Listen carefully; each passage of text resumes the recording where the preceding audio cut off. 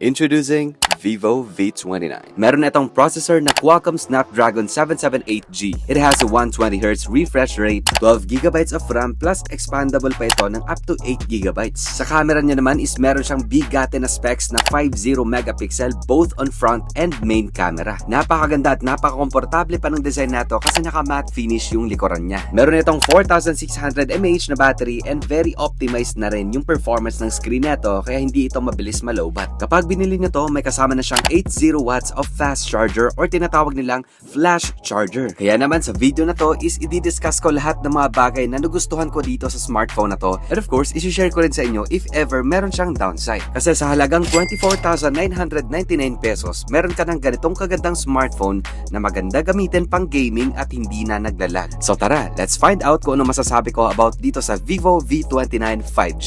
Sa lahat ng mga Android phones na na-camera test ko na, I think guys, eto na yung isa sa mga pinakasulit, pinakamaganda, pinakamalupit, pinaka-professional looking na camera ng isang smartphone or Android phone.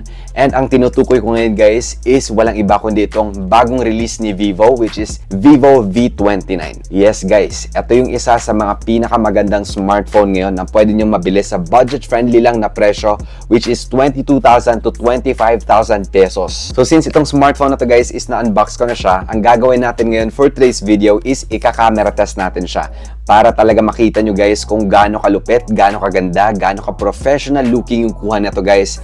Almost the same na talaga siya ng kuha ng mga iPhones. Guys, masasabi ko talaga, eto na yun. So ang gagawin natin ngayon for today's video is ika-camera test natin siya sa labas. Actually guys, andito ako ngayon sa Macau, China kasama yung wife ko. Kasi guys, nitong October 19 lang kinasal kami ng wife ko. Kaya naman, nagbakasyon na lang kami dito tapos nag-honeymoon and perfect na perfect guys kasi andito yung V29 natin. Dala ko ngayon ang V29 natin guys kaya ite-testing natin yung camera neto and we will see kung maganda ba talaga yung makuha niya. And yeah, subukan natin ang camera na to para matulungan ko kayo kung talaga bang worth it itong bilhin sa halagang 22,000 to 25,000 pesos na presyo. Pero bagong lahat guys, pakita ko muna sa inyo yung laman ng box niya. So ayan guys, normally makikita nyo kagad yung unit. So ito yung ating V29 na Vivo. And also guys, meron tayong kasamang mga papers dito like yung mga warranty card niya, yung mga manuals niya. So ayun yung normally na makikita nyo guys. And also meron na rin siya kasamang jelly case. Ayan guys, clear case na jelly case.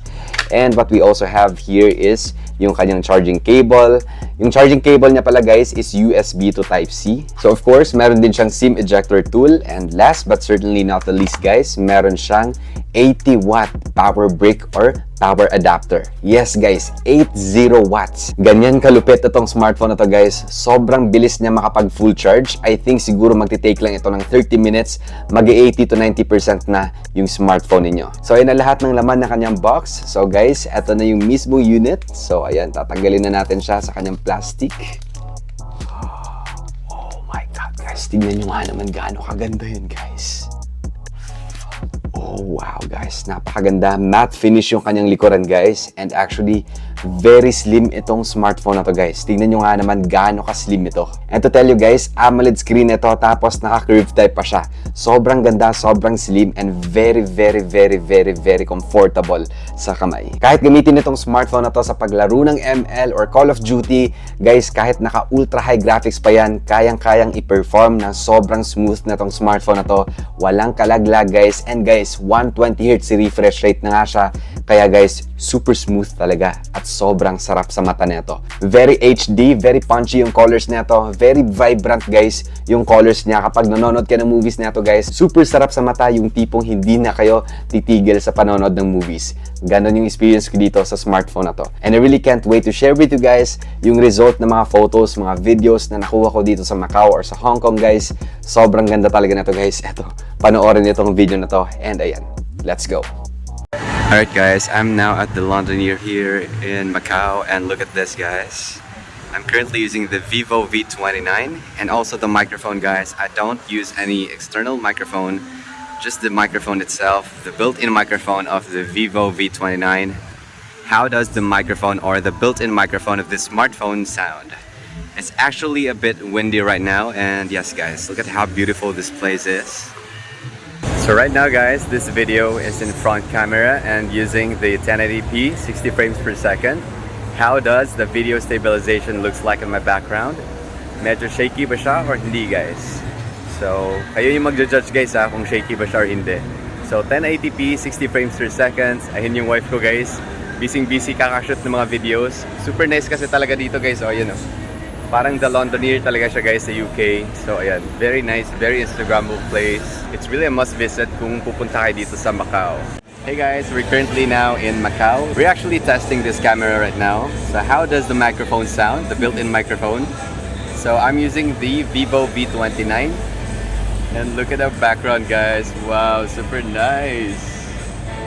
Feels like we're in London guys. It's also like the Londoner Hotel itself. So yeah.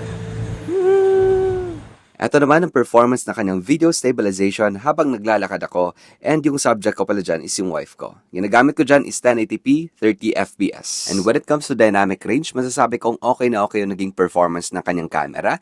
Hindi siya masyadong naging against the light, and kita pa rin naman yung detail ng subject, although masasabi ko na medyo overexposed yung background niya.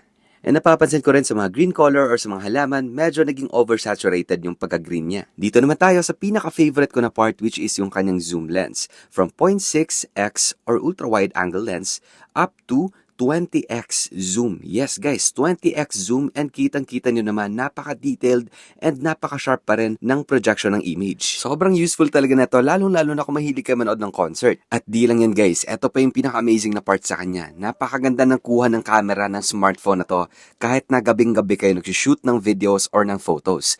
Eto lahat ng mga sample photos and videos na nakuha ko guys. And kita nyo, para talagang iPhone yung night mode niya. And yes, 100% hindi ko inedit yung mga photos na yan. Sobrang ganda talaga ng night mode ng camera ng Vivo V29 na to. Ito yung ilan sa mga paborito kong shots nung nag-Hong Kong kami, and guys, kita nyo naman siguro walang masyadong grain o hindi masyadong low quality tignan yung night mode na to. Para talagang naka-iPhone na kayo dito sa Vivo V29 na to. Kung i-rate ko yung night mode niya, 9 out of 10 siya sa akin. So na guys, kumusta na? Ano masasabi niyo about dito sa camera ng smartphone na to?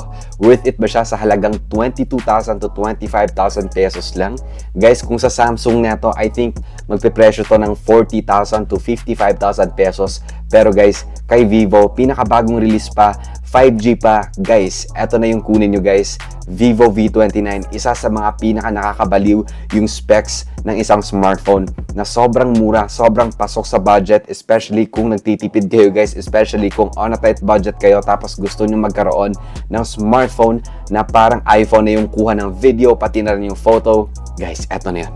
Huwag na kayo magdalawang isip. Kunin nyo na to guys, bilhin nyo na yung Vivo V29. Pwede kayo makabili dyan sa aking link guys. Maglalagay ako ng link dyan sa description box below para makabili kayo guys. Kasi guys, limited stocks na to guys. Sobrang daming napabili na to. Ito yung in-endorse ni Ann Curtis or even Alden Richards guys last 4 weeks ago. Kaya naman guys, huwag na kayong magpapahuli. Eh wait guys, nakalimutan ko pala yung kanyang Aura Light. Etong smartphone na to guys, meron na pala siyang Aura Light or yung parang maliit na ring light guys. Ito yung magdadagdag ng effect sa inyong mga selfies, sa inyong mga pictures. Itong tinatawag nilang Aura Light or maliit na ring light guys na nakikita nyo dyan.